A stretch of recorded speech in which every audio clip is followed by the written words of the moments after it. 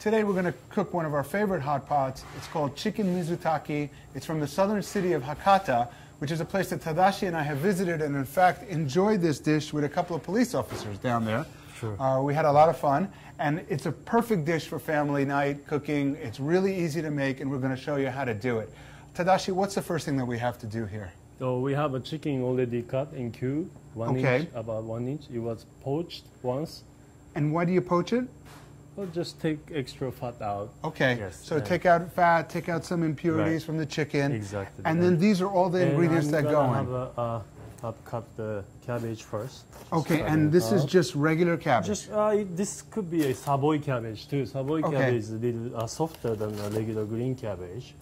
So you're taking out the core. You cut in maybe like 3 pieces like this. It's very roughly cut, you know. It's a whole very easy cooking. So this is something to keep in mind with family cooking, is that you really roughly cut it. It doesn't have to be too pretty. It's all going to be delicious. Right. And one of the things we talk about in our book is to cook any hot pot. There are 4 basic rules: prep, broth, build, cook. And you'll see what Tadashi is doing right now is starting to do the prep and build at the same time. Same time, yes.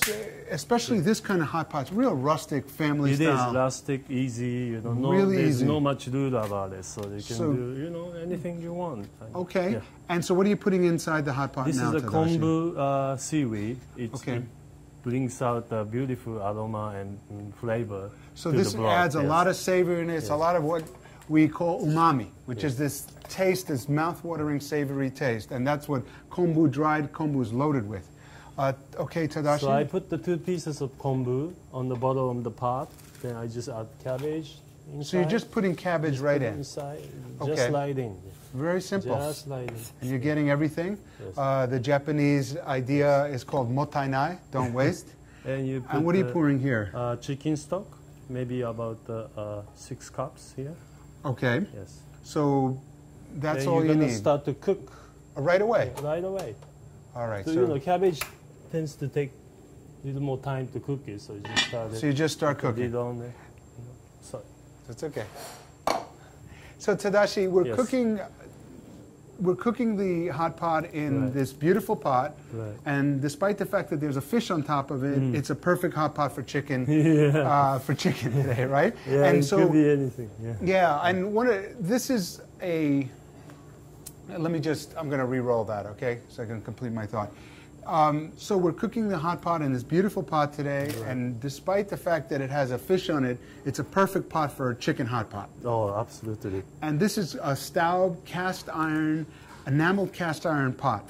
And what's great about enamel cast iron is that it really helps spread the heat around very evenly through the ingredients and throughout the pot. So everything cooks very evenly. So it's great. Now, Tadashi, what do you have here? Tofu here. Okay, firm tofu. Firm tofu, maybe cut in half first. Okay. Cut in maybe. Great. And why these big chunks of tofu, Tadashi? Well, it looks nice to see, you know, big chunk of tofu. I guess that's Japanese tradition. Okay. And then you're just adding it into the hot pot. Put it in on one corner so you can find it easy. Okay. Yes.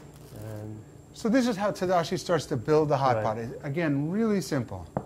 And we have ito konnyaku. And what is ito konnyaku? It's a yam starch noodle. So it's a kind of a starchy noodle. Yes, starchy noodle, yes. I'm going to put it on the one corner a little bit. Yeah. And ito konnyaku also picks up a lot of the flavor of other ingredients, right? Yes, it sucks into the water, you know, the flavor. So it absorbs the flavor out from the cooking, you know. Oh, that's great. So these noodles, once they cook, have a tremendous flavor in them. Yes. Okay, now you're adding the chicken that you've already poached before. Yes. Okay, beautiful. Now, you notice that Tadashi's not using a measuring cup, and he's not worrying too much about quantities, and that's really one of the beauties about hot pot. It doesn't really matter if you put more chicken or less chicken. Hot pot is family cooking, it's comfort food, it's soul food. It's really easy. So don't sweat the quantities too much. Just, you know, if you love chicken, add more chicken. If you like mushrooms, add more mushrooms. It's really up to you. Okay, so Tadashi, now you have a really beautiful carrot here. And a little bit. Oh, you're using fancy Japanese cutting technique here. Don't try this at home. Well, you know, forgot to bring my Your peeler, peeler. so I had to do it. If I ever try to do this, it doesn't look as beautiful as Tadashi's. Believe me, it's traditional Just Japanese peel it- cut. peel it So off. that goes into trash, and you're just cut it in so you're cutting it on an angle. And this is for aesthetic purposes like this, or is Yeah, there a just, more practical reason Yeah, too? practical and aesthetic too. You know, just easy So- to cut this way. Okay, and I First think of it all, also yeah. cooks through fast too, I guess. Exactly. So carrot takes time to cook it, so it's just don't slice it too thin, too thick. Okay, So it's and you're cutting it on an angle, so you have these nice long Nice slices long that have a slices. lot of surface area for cooking. yeah. This could call maybe crescent cut. Oh yeah, crescent or, cut.